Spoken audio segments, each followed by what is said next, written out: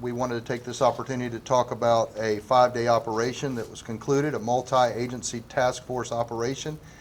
Internet crimes against children. We'll use some acronyms today, but I'm going to try to start out with Internet crimes against children is ICAC, something that I've been passionate about from the time that I worked at CID, and one of the priorities from when I took office that I wanted to grow ICAC, and some of the slide you'll see on the big screen here will show the increases and why we needed to put some effort towards this.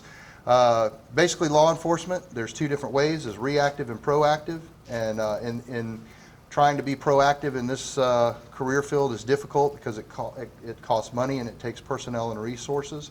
So that was one of the things we wanted to do, was increase our ICAC presence, and we have, and the results of this operation is a direct result of those increases and the partnerships, most importantly the partnerships with the multi-agencies.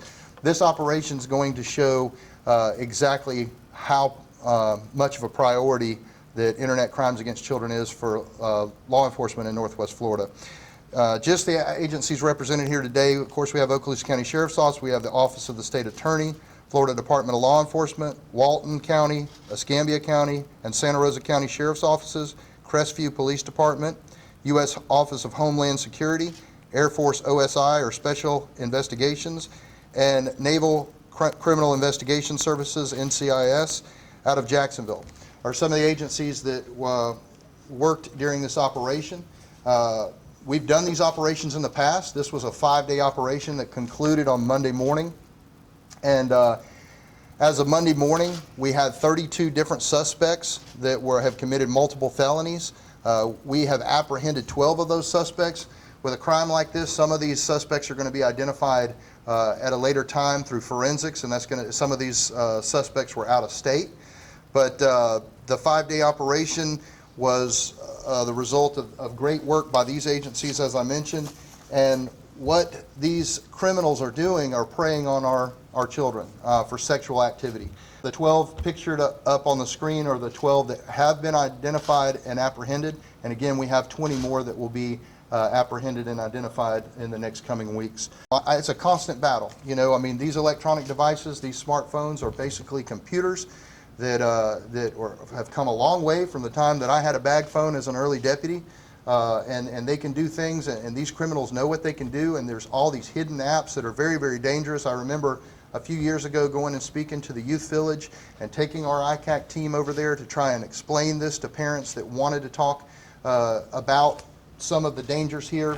Let me give you some scary examples. This slide you see here on ICAC and how much it's increased.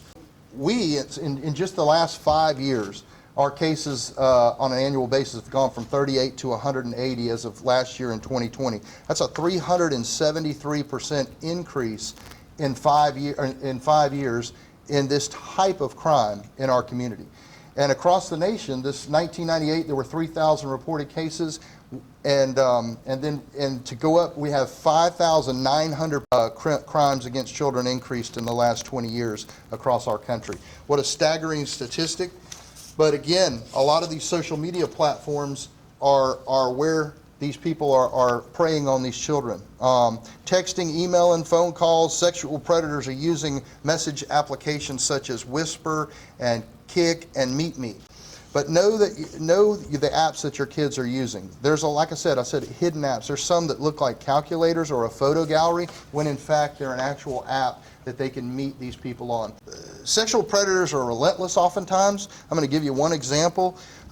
We had a suspect in this particular sting operation. He's a registered sex offender already who lives in Santa Rosa County. He was using the Meet Me app to try and encounter a 14-year-old girl. He wanted the girl to travel to Santa Rosa County, Okaloosa County line, because he's on probation as a GPS monitor on his leg. So they go to all kinds of extremes, and here this person is, this particular person is on probation, and the conditions are no internet service, no unsupervised contact with any children, no computer services, no social media service, but yet they're sitting there still relentlessly trying to reach out to these children. They know the dangers. These suspects know the risks they're taking, and their risk is clearly outweighing their fear of being charged. But I can assure you their relentlessness is not going to outweigh our tenacity. And so we're going to continue to stay on it.